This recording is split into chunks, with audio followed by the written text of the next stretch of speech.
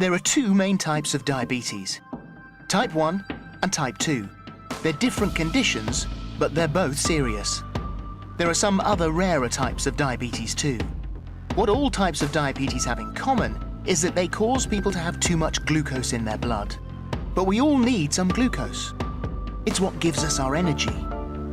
We get glucose when our bodies break down the carbohydrates that we eat or drink, and that glucose is released into our blood. We also need a hormone called insulin.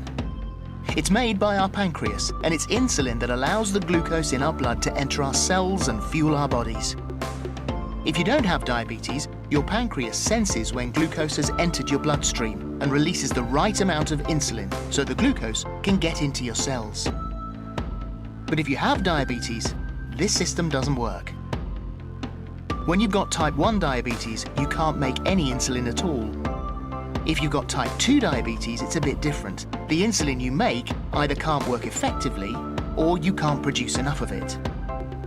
In both types of diabetes, because glucose can't get into your cells, it begins to build up in your blood.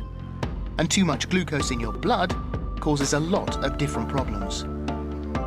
To begin with, it leads to diabetes symptoms like having to wee a lot, being incredibly thirsty and feeling very tired. You may also lose weight, get infections like thrush, or suffer from slow-healing wounds.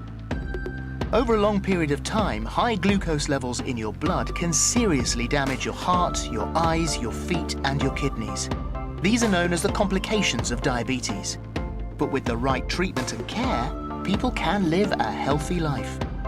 And there's much less risk that someone will experience these complications. If you've got diabetes, you can find lots of information and support